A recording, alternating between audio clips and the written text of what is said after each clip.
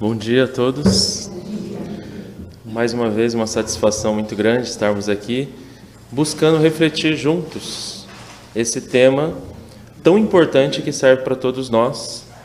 E quando se fala em desigualdade das riquezas, nós podemos pensar da seguinte maneira: se a lei é de igualdade, se somos todos iguais, por que então a desigualdade das riquezas? Porque a riqueza existe. A concentração de riqueza em alguns pontos, em algumas pessoas, existe. E se não fosse para ser usada ao bem, não teria sido dada por Deus, não teria sido concedida. Mas se todos nós somos iguais, por que essa distribuição desigual? A ponto de que, se fosse repartida, como diz na lição do Evangelho, logo o equilíbrio estaria desfeito. E matematicamente, se fosse repartida, a quantidade seria insuficiente. Por isso que ela tem que estar concentrada em alguns pontos. Por quê? Porque lá mesmo diz, de forma muito simples, porque nós estamos diferentes, apesar de sermos iguais. Nós não somos diferentes, nós estamos diferentes. Nós estamos em estágios, em aprendizados diferentes. A lei de igualdade é a lei que nos diz que tivemos a mesma origem, somos todos filhos de Deus, teremos o mesmo destino e estamos submetidos à mesma lei, às mesmas leis divinas de ação e reação, da reencarnação, de causa e efeito. Então, não existem privilégios. Igualdade é isso, é igualdade de condições, de oportunidades, e isso é dado para todos, seja nesta vida, seja nas diversas reencarnações, que nada mais são que oportunidades de evoluirmos, de aprendermos e de desenvolvermos esse reino de Deus que está dentro de nós. E aí eu lembro da parábola dos talentos. Não é assim a parábola dos talentos? A um foi dado tantos talentos, ele multiplicou em tanto. A outro foi dado tantos talentos, ele multiplicou em tanto. Sempre multiplicando de forma diferente, conforme a habilidade, a aptidão de cada um. Ao que foi dado um talento, ele enterrou o talento na areia. Quantos de nós não estamos enterrando os nossos talentos? E aí vem a lição que é para todos nós, porque às vezes a gente fala assim, está falando de riqueza, eu não sou rico. Vamos perguntar lá para o Wagner Moura se nós não somos ricos comparado com as crianças lá da África, né, no projeto Fraternidade Sem Fronteiras. Ou nem precisa ir muito longe, como o seu Carlos falou aqui.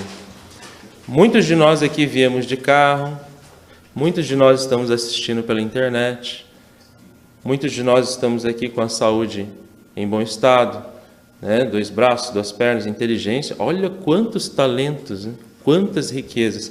E o que a gente está fazendo dessa riqueza? Porque a riqueza é instrumento, como foi falado aqui, é um instrumento, é a nossa capacidade, é um empréstimo divino para ver o que a gente vai fazer dele. E aí nós pensamos que essa concentração de riqueza foi dada justamente para o nosso próprio progresso. Se nós mal usamos, se muitas vezes as pessoas que detêm essas riquezas e mal usam, é pela liberdade. Porque nessa trajetória aí da origem até o nosso destino final, somos nós que vamos ser o arquiteto, os arquitetos do nosso próprio destino, os construtores da nossa própria trajetória, né? Como diz aquela poesia de Castro Alves, há mistérios peregrinos nos mistérios dos destinos que nos mandam renascer. Da luz do Criador viemos, múltiplas vidas teremos, para a mesma luz volver. E nessas múltiplas vidas nós passaremos pela prova da pobreza, pela prova da riqueza, né, da saúde, da doença, e enfim, uma série de situações que nós estamos para adquirir experiências ao espírito imortal. E essa concentração ela é importante porque dela vem as descobertas científicas, dela vem também a prova para que se faça dela caridade. Tem muita gente que acha assim, por Jesus ter nascido em condições simples, carpinteiro e tudo mais, que ele condenou a riqueza. E aí vem o Evangelho segundo o Espiritismo explicar que não. E na passagem de Zaqueu fica muito bem claro. O que aconteceu com Zaqueu? Ele subiu na árvore. Quer dizer, ele se elevou para poder enxergar o Cristo. E Jesus foi na casa dele.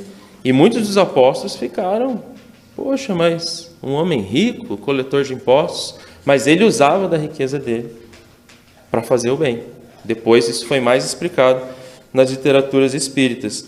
Então, na parábola do jovem rico também, não se está condenando a riqueza, mas sim o apego a ela, o não utilizar ela como instrumento do bem. Assim como nós vamos ser cobrados se nós não utilizarmos bem o nosso corpo, a nossa visão, a nossa fala, a mediunidade.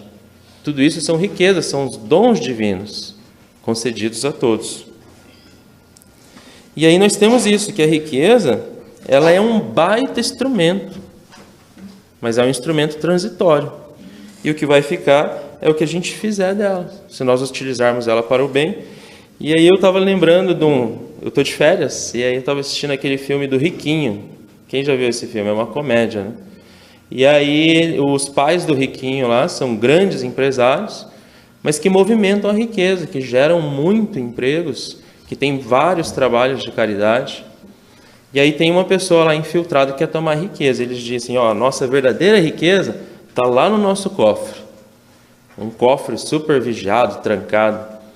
E aí o bandido vai para tentar tomar riqueza, prende eles e tal, faz abrir o cofre. Quando abre o cofre, está lá assim, fotos, lembranças, pequenos presentes. Ele fala, mas o que é isso aqui? Cadê as barras de ouro, dinheiro? Ah, não, mas essa não é a nossa verdadeira riqueza. Isso aí está girando por aí, está nas empresas, está nos bancos. Nossa riqueza são as nossas experiências, é o bem que a gente faz, está nas nossas lembranças, no nosso dia a dia, aquilo que a gente vai carregar na alma, porque nós não temos nada, a gente acha que tem. Nós estamos, e o que a gente realmente tem é aquilo que nós construímos de nós mesmos, é o que somos. O que somos, nós levamos, o que temos, nós deixamos, diz Divaldo Franco. E aí, nós percebemos isso, né? Que a grande riqueza está no bem que a gente faz.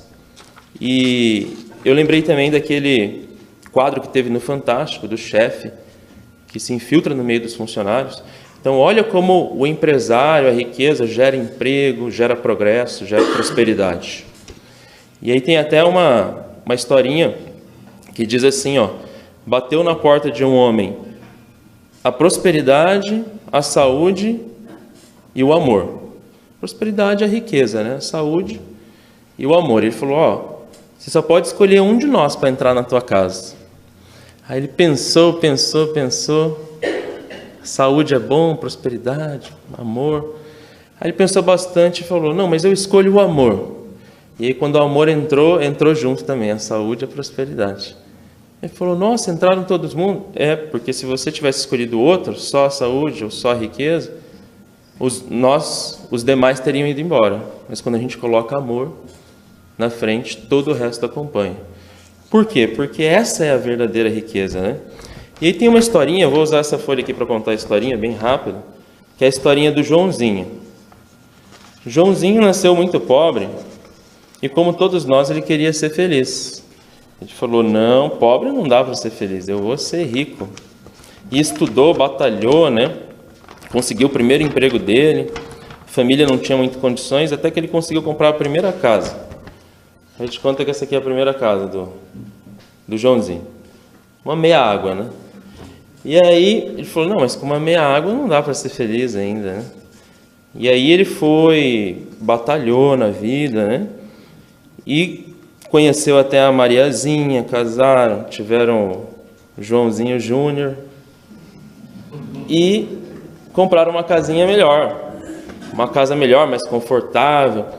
Com o tempo ele foi até aumentando, fazendo piscina e tudo mais, mas ele ainda sentia um vazio muito grande e não sabia por quê. Até que ele falou assim, não, eu tenho condições, eu tenho posses, o que eu vou fazer? Pensou o Joãozinho, né? Eu vou viajar pelo mundo. Mas antes de viajar, ele disse assim, está faltando um carro, mas não pode ser qualquer carro, um Fusquinha, não, tem que ser um carro bom. Ele comprou um carro de luxo e ficava passeando com o carro dele, com a família, né? E todo mundo olhava assim, olha lá o Joãozinho, como ele é feliz, e passeava de carro, faz de conta que isso aqui é um carro. E todo mundo, né? Esse é feliz, tem carrão, tem casona, mas ele ainda sentia um vazio muito grande. E ele falou, não, agora eu vou para busca da minha felicidade, eu vou viajar pelo mundo. E aí ele pegava a família e foi para Disney, e foi para a Europa, né? De avião, de jatinho particular, para tudo quanto é lado. Postava foto no Facebook, esquiando, aquela coisa toda, e todo mundo, olha lá, ele em tudo quanto é lugar, como ele é feliz. E o Joãozinho ainda não se sentia satisfeito. Até que isso foi minando de tal forma, ele falou, poxa, mas eu tenho tanto dinheiro e não sou feliz, o que está faltando para ser feliz? E ele foi ficando triste, foi ficando chateado, né?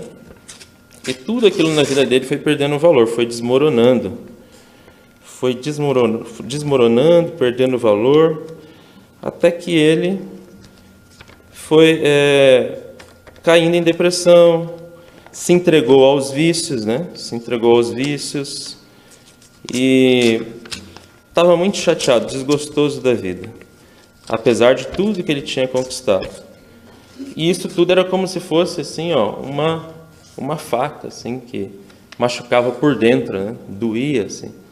Até que um amigo dele o levou para uma casa de oração e lá ele descobriu que ele podia ter toda aquela riqueza, mas ele tinha que colocar naquela riqueza a mensagem desse que nós, sendo ou não sendo católicos, lembramos nesse momento de Páscoa que a gente está vivendo, que não é o coelhinho da Páscoa, né?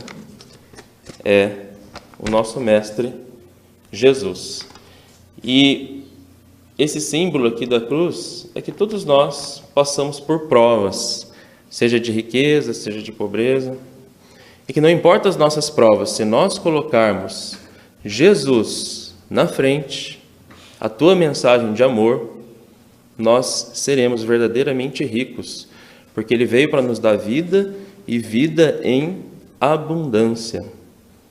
Então Ele não quer nosso sofrimento, nós é que muitas vezes pelas nossas escolhas erradas é que sofremos. Então que nesse momento de Páscoa possamos nos libertar, porque a Páscoa foi um momento de libertação de um povo escravo, mas que nós possamos nos libertar da escravidão aos bens materiais, ao orgulho, ao egoísmo, e ressuscitar esse Cristo que está dentro de nós. Que assim seja.